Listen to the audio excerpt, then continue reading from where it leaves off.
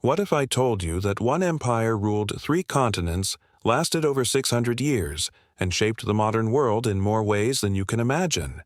This is the entire history of the Ottoman Empire, from its humble beginnings on the edge of a crumbling world, to its rise as a superpower, its golden age, and its dramatic fall in the 20th century. Grab a seat. This is not just history. This is the saga of sultans, conquests, palaces, and revolutions. It all starts around the year 1299 in a small frontier town called Soyut in what is now northwestern Turkey.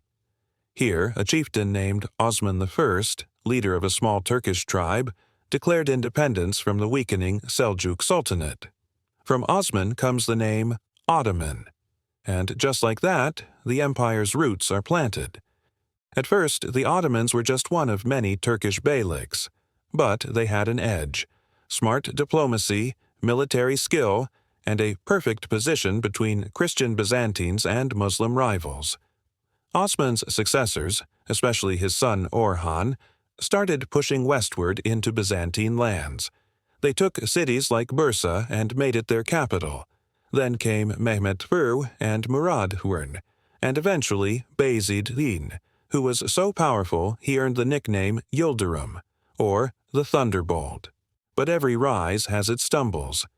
In 1402, the fearsome Tamerlane defeated Bayezid, capturing him and throwing the empire into civil war. But the Ottomans rebounded, stronger than ever. And then came the boy who would become a legend. In 1451, a young sultan named Mehmed II, just 19 years old, ascended the throne. And he had one obsession: conquering Constantinople, the jewel of the ancient world, the capital of the Byzantine Empire and the bridge between Europe and Asia. In 1453, he did the impossible. Using giant cannons, naval blockades, and a brilliant military mind, Mehmed the Conqueror breached the great walls of Constantinople. The city fell after over 1,000 years of Christian rule. He marched into the Hagia Sophia and ordered it converted into a mosque. Constantinople was renamed Istanbul, and it became the heart of the Ottoman Empire. This wasn't just a military victory. It was a turning point in history, the end of the medieval era and the start of a new Ottoman world order. Fast forward to the early 1500s. The empire was already vast, but under Suleiman the Magnificent, it would become unstoppable. Suleiman ruled for 46 years and brought the empire to its cultural, political, and military peak. He led successful campaigns into Europe, reaching the gates of Vienna, North Africa, expanding Ottoman control over the Mediterranean, and deep into the Middle East, seizing Baghdad from the Safavids. But Suleiman wasn't just a conqueror.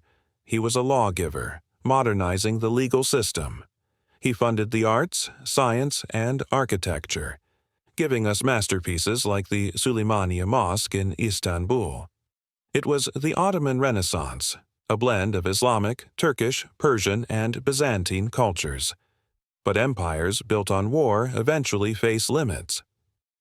After Suleiman's death in 1566, things began to slow down. His successors lacked his vision. Power struggles broke out. The once powerful Janissaries, elite infantry troops, became more political than professional. Meanwhile, Europe was evolving. Stronger navies, gunpowder empires, rising nation-states.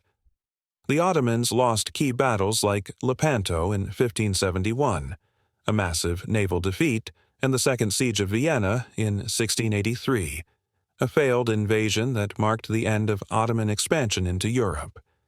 Slowly, the empire began to fall behind, militarily, economically, and scientifically.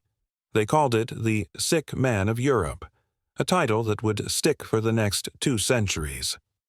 The 1800s were a desperate time for the Ottomans. To survive, they tried to modernize, adopting European-style laws, military reforms, and schools. This era was known as the Tanzimat, but it wasn't enough. Ethnic tensions grew. The Balkans boiled with nationalist revolutions. Greece broke away in 1830. Serbia, Romania, and Bulgaria followed. At the same time, European powers, Britain, France, Russia, circled like vultures, eager to carve up Ottoman lands. By the end of the 19th century, the empire was a shadow of its former self, and then came the final blow. In 1914, the Ottomans joined the Central Powers in World War I, alongside Germany and Austria-Hungary. It was a disastrous decision. They fought bravely, especially at Gallipoli, where a young officer named Mustafa Kemal rose to fame, but ultimately they lost the war. In the chaos that followed, Arab revolts, led by figures like T.E. Lawrence, shattered the empire's control over the Middle East. By 1918, Allied troops occupied Istanbul.